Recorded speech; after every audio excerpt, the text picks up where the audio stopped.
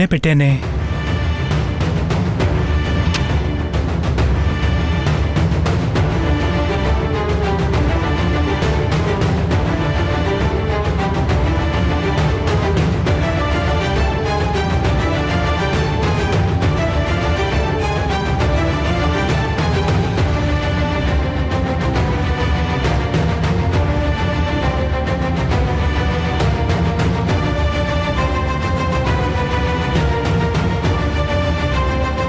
ఎక్కడ పెట్టుంటాను? ఒరే రాజు సార్, ఒక్క నిమిషం ఉండు, ఇప్పుడే వస్తాను. Okay sir.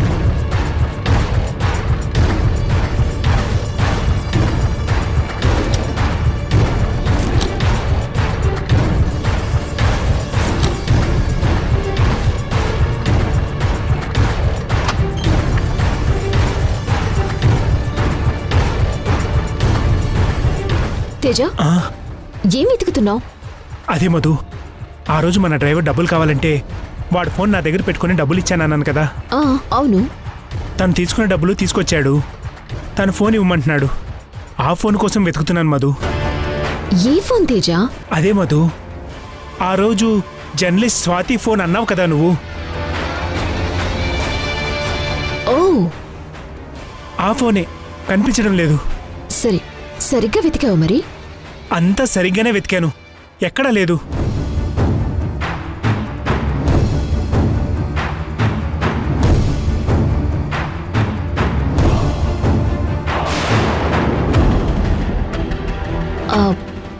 ఆ ఫోన్ అత్తయ్య ఏమైనా తీసుండొచ్చు.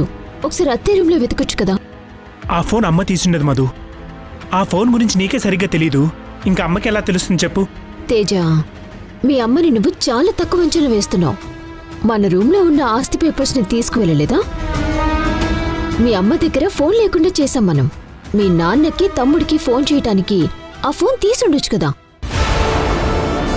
ఈ విధంగా ఎందుకు ఆలోచించట్లేదు నువ్వు? మీ అమ్మ విషయంలో ఏది లైట్గా తీసుకోవద్దు తేజ. మనం ఎంత అలర్ట్గా ఉంటే అంత బెటర్. ఎందుకైనా మంచిది ఒకసారి వెళ్ళి అత్తయ్య రూమ్లో చూడు. అలాగే మధు.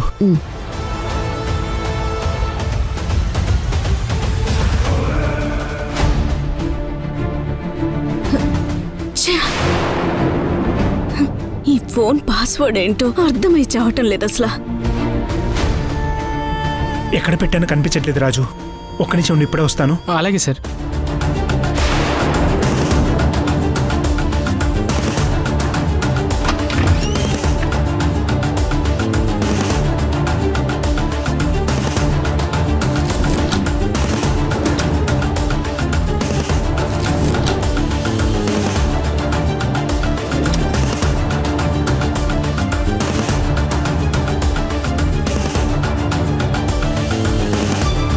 తేజ, ఏంట్రా వెతుకుతున్నావు?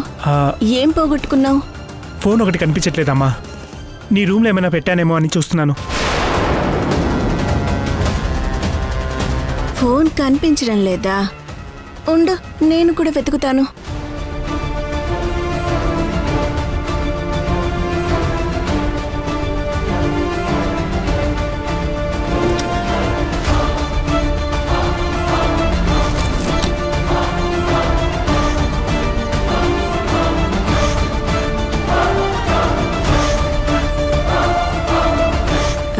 రే తేజ, ఇక్కడ ఫోన్ లేదురా.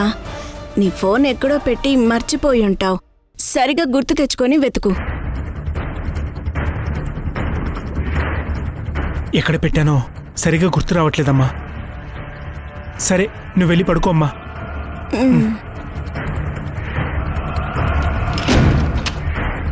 తేజ, ఏమైంది తేజ? అమ్మ రూమ్లో కూడా చూశాను మధు, ఎక్కడ కనిపించట్లేదు. అసలు ఎక్కడ పెట్టాను కూడా గుర్తు రావట్లేదు. సరే, నువ్వు కంగారు పడుకో. ఇంట్లోనే ఎక్కడ ఉండుంటుంది. రాజుతో నేను చెప్తానులే. రా. చూడు రాజు, నీ ఫోన్ ఇంట్లోనే ఎక్కడ ఉంది, కనిపించట్లేదు. అది దొరకగానే నీకు కబుర్ చేస్తాను. ప్రస్తుతానికి నువ్వు వెళ్ళు. మేడం, సార్ దగ్గర తీసుకున్న డబ్బులు ఇప్పుడేం అవసరం లేదు. ఫోన్ దొరకగానే ఇద్దుగానిలే. ఇప్పుడు నువ్వు వెళ్ళు. అలాగే మేడం, ఉంటాను సార్.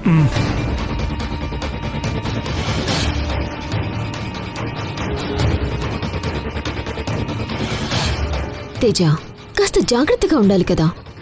ఆ ఫోన్ మీ అమ్మకి గాని దొరికిందంటే చాలా పెద్ద ప్రాబ్లం అవుతుంది. మీ అమ్మ మీద కొంచెం ఫోకస్ ఎక్కువ పెట్టు తేజ. ఎందుకంత ఆదమరుపుగా ఉంటున్నావు?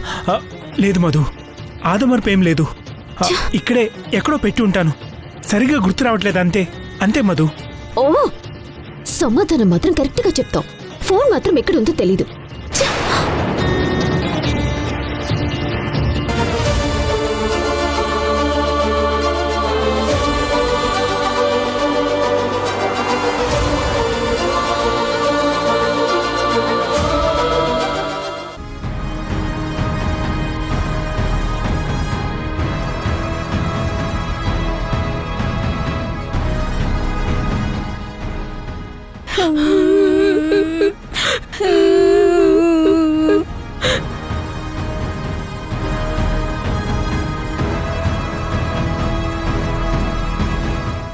ఏం చేయాలో అర్థం కావడం లేదే.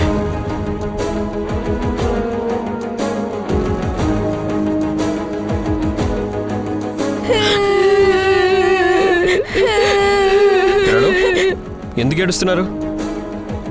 అమ్మ లేదు నాన్న.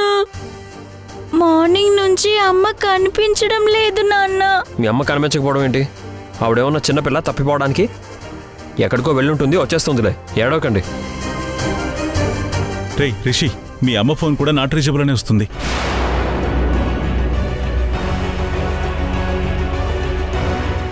ఏంటన్నా మీరు అనేది? అవునరా, 1 అవర్ నుంచి సింధు కాల్ ట్రై చేస్తున్నాను, అస్సలు కలవడం లేదు. ఇంట్లో ఎవరికీ చెప్పకుండా సింధు ఎక్కడికి వెళ్ళుంటుంది? పైగా ఫోన్ కూడా నాట్ రీచబుల్ వస్తుందంటే ఏమై ఉంటుంది? ఇదంతా నీ వల్లేరా మనవడా. నేనేం చేశాను భాగ్యం? కట్టుకున్నవాడే అన్నని మాటలన్నాక ఏ పిల్ల మాత్రం ఇంట్లో ఉంటుందిరా? ఆ మాటలు భరించలేక ఏ నుయ్యో చూసుకోవడానికి వెళ్ళుంటుంది.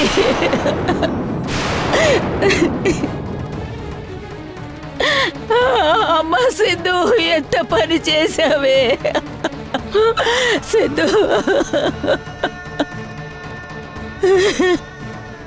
ఏంటి నాన్న, జేజీ అమ్మ గురించి అలా అంటుంది?